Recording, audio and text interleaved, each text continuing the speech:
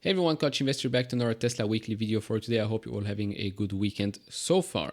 So in today's video, I'm going to touch on my extra comments with regards to the earnings call, which, let's be honest, has not really been the best earnings call for Tesla.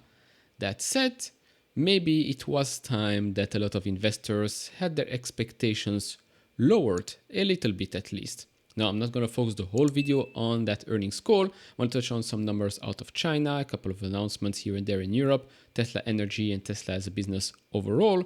So let's first start with China. So there are clear winners and losers in China's auto sales this year. As always, you can see here, these are just units and not revenue or profit. Tesla is about to move up 4 to 5 spots. Moving on to the US, which is a much different situation than in China, you can actually see here that legacy auto is not really losing market share just yet. Almost most of the brands that you can see here have grown year over year. But of course, Tesla is among the fastest growing brands out there. And by the way, this is all cars, not just EV or hybrids, but all cars. Then going back to China, so the weekly insured number reached 7,500 for the week of October 9th to 15th. So of course, we can see that big increase already from that first week. Interesting choice of words there. So of course, we're starting Q4 a bit slowish, but remember right now, most of this is just from Model Y, not yet for Model 3. Then some exciting news from Tesla North America. So you can order now the Model S, X, and Y for end of year delivery to transfer your free unlimited supercharging. So for those of you that did get that great offer, maybe this might incentivize you to upgrade. Then as for Tesla Energy, we know Tesla Energy, especially when it comes to the storage, it's one of the best performing aspects of Tesla today with the highest margins right now.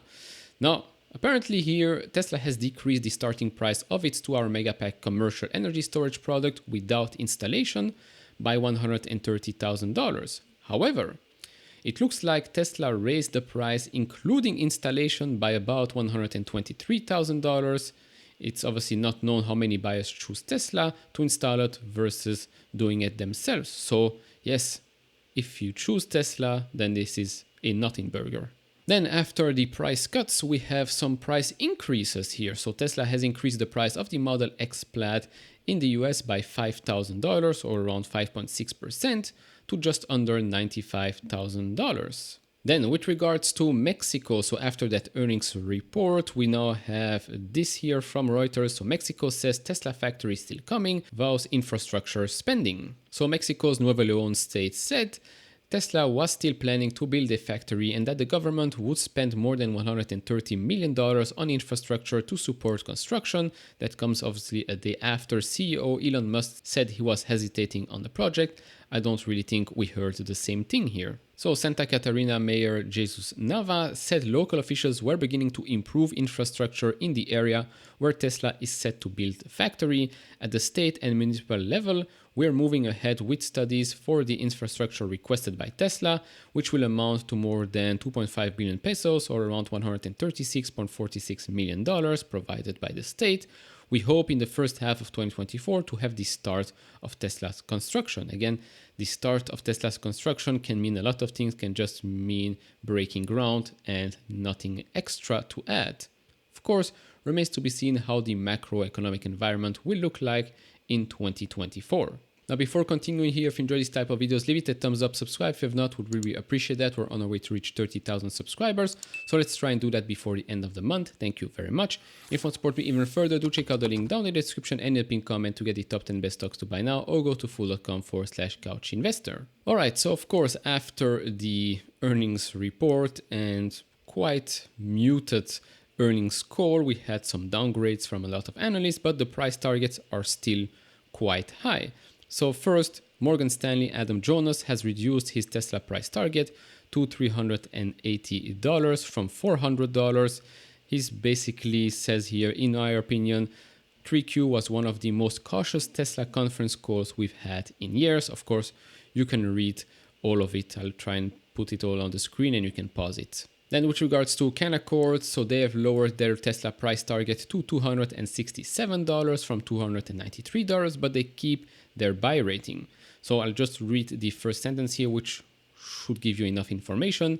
It didn't have the same zip. A lot of talk about interest rates, a tough Cybertruck production slog ahead, and future cost reductions that would be like digging a tunnel with a spoon.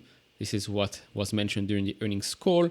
They talked also about the fact that, well, when you have 10,000 parts in a car and each part costs 4 cents or something like that, then yes, maybe it is like digging a tunnel with a spoon. Because if you can remove a couple of cents here, a couple of cents there, eventually, if you multiply it by 10,000 times, well, you're getting somewhere. Now, of course, there were many other analysts that commented on that muted earnings report and earnings call. Some even called it a mini disaster, but said that the long-term thesis doesn't change.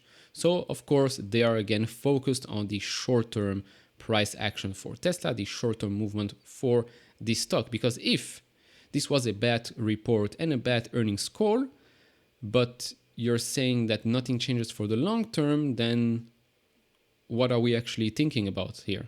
Are we only thinking about the next 2-3 quarters or so? Why is that? If you invest, you want to invest for years and years to come. You see where I'm going with this? Stock goes down, so they have to say something to justify their moves of moving their own price target a bit down. Just when it goes the opposite way, when the stock goes up, suddenly higher price targets. Why is that? Well, FSD, Dojo is $400 billion, $500 billion of the valuation or stuff like that. They have to make up something to justify the price target. Just remember that. Now, I do want to say this, that yes, it's time we went back to under-promise, over-deliver. Because for a while, we've had a lot of promises, especially when it comes to FSD, especially when it comes to Cybertruck as well. Because remember, Cybertruck should have launched in Q3. We are now Q4. Of course, we have that event at the end of November. But FSD, it's been quarter after quarter, year after year, where promises are made by Elon Musk about FSD being solved, launched, whatever. I said this for a long, long time. Until there is no official announcement, until I don't see it actually being official, no beta anymore, nothing, to me, I can't trust what they're saying. And I think the majority of investors are in the same boat right now.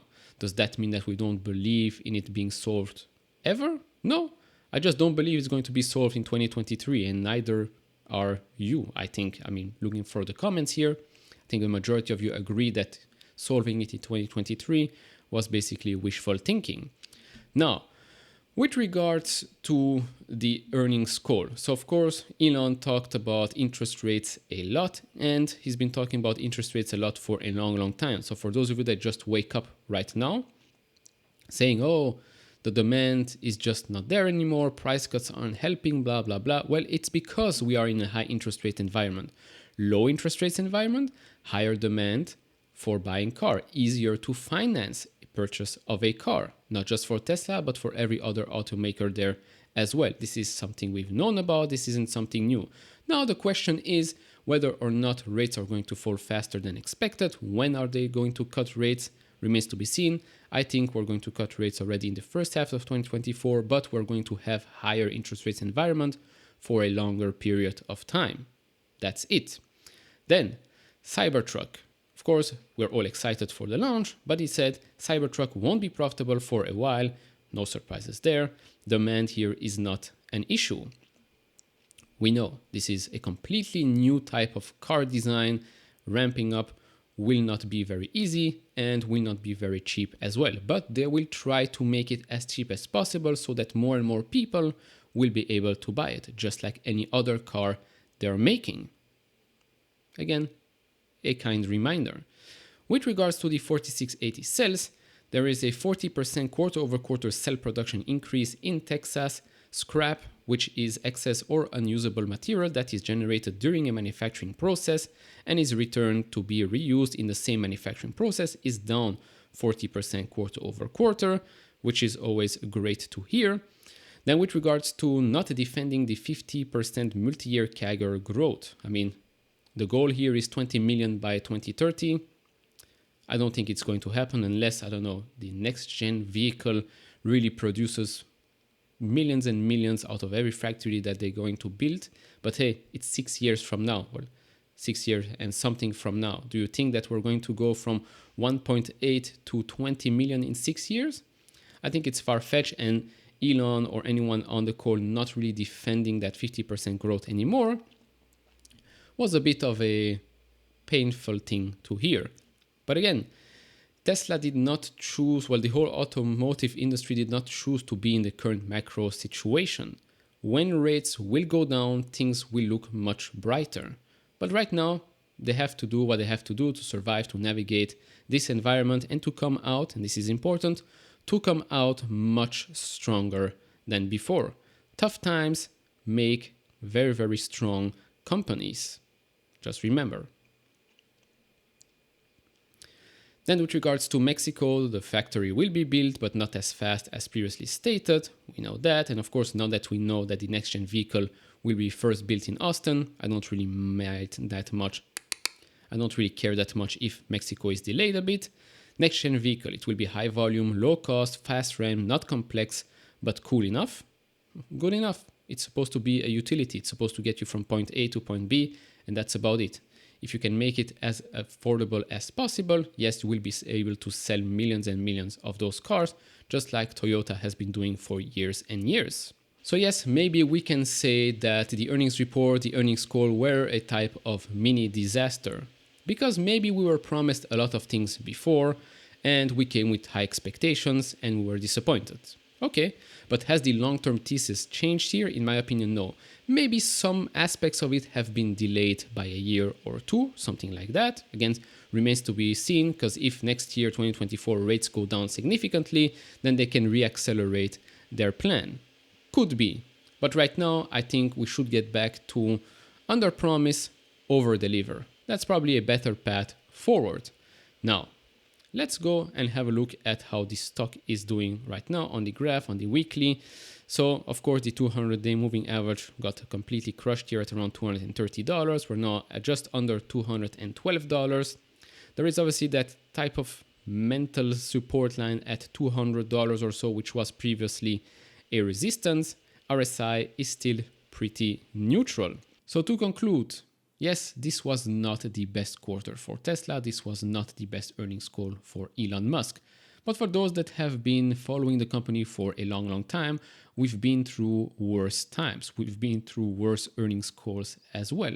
Yes, promises were being made. Yes, the expectations were high and the results were just not met. Fine, we're now back with our feet on the ground and we move forward. Tesla is in an incredible financial position right now, something that not a lot of automakers can say. Again, tough times create great companies, and companies that are already struggling before will just struggle even more right now.